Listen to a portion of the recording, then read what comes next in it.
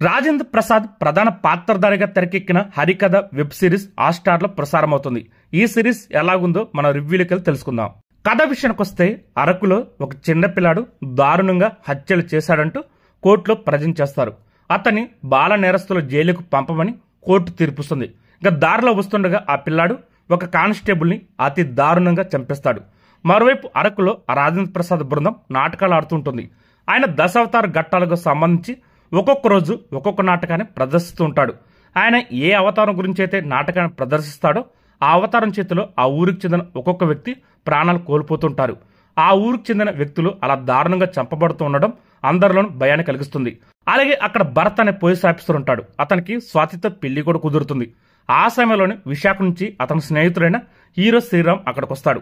తాను భార్యను కోల్పోయిన అతను కూతురైన స్వీటీని వెంటబెట్టుకుని భరత్ని వెతుక్కుంటూ వస్తాడు. ఒక రోజున భరత్ అనూహ్య రీతిలో చనిపోతాడు. రాజేంద్ర ప్రసాద్ వేస్తున్న నాటకాలకు జరుగుతున్న హత్యలకు మధ్య ఏదో సంబంధం ఉందన్న అనుమానం ఆ పోలీస్ ఆఫీసర్ కలుగుతుంది. అప్పుడు అతను ఏం చేశాడు? హత్యల వెనక ఉంది రాజేంద్ర ప్రసాద్ అయినా హత్యలకు గురవుతున్న వాళ్ళంతా అంతకుముందు ఏం చేశారన్నది ఈ సిరీస్ కథ. ఈ సిరీస్ ఎలాగుందంటే, సంభవామి యుగే యుగే. సృష్టిలో అవినీతి భయంకరంగా పెరిగినప్పుడు ధర్మం గెలవని చోట దానిని రక్షించేందుకు దేవుడు ఒక్కొక్క అవతారం ఎత్తి అవినీతిని అంతం చేస్తాడు. ఇదే థీముతో ఈ హరికథ వెబ్ సిరీస్ మొత్తంగా 6 ఎపిసోడ్లుగా ఉంటుంది. యావరేజ్గా ఒక్కొక్క ఎపిసోడ్ 30 నిమిషాల వరకు, మొత్తంగా 3 గంటలు నిడి ఉంటుంది.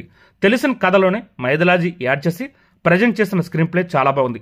మొదటి ఎపిసోడ్, రెండో ఎపిసోడ్ కాస్త నెమ్మదిగా సాగిన 3, 4, 5 ఎపిసోడ్లో కథ పూర్తిగా ఎంగేజింగ్ గా సాగుతుంది.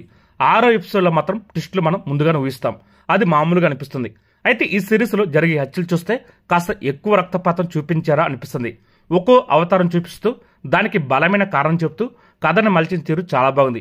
ఈ సిరీస్ కథ మొత్తం 1990-92 మధ్యకాలం సాగడంతో ఆ టైం పీరియడ్ లో గ్రామాల్లో జరిగే హత్యలు, వాటి తాలూకు భయం జనాల్లో ఎలా ఉండేదో చూపించారు. అయితే సిరీస్ లో ట్విస్టులు కాస్త ఊహించే విధంగా ఉంటాయి. సినిమా ఫోటోగ్రఫీ బాగుంది, మ్యూజిక్ కూడా ఓకే, ఎడిటింగ్ పర్వాలేదనిపించింది, నిర్మాణ విలువలు చాలా బాగున్నాయి. ఇంకా నటీనటుల పనితీరు విషయానికి వస్తే, రాజేంద్ర ప్రసాద్ నటన ఈ సిరీస్ కి ప్రధాన బలంగా నిలిచింది. అలాగే హీరో శ్రీరామ్ పాత్ర ఆడియన్స్ కి బాగా కనెక్ట్ అవుతుంది. అలాగే దివి, మౌనిక, అంబటి అర్జున్ తమ పాత్రకు బాగా న్యాయం చేశారు. ఫైనల్ గా ఈ సిరీస్ ఎలాగుందంటే, ఎంగేజింగ్ మైథలాజికల్ థ్రిల్లర్ అని చెప్పాలి.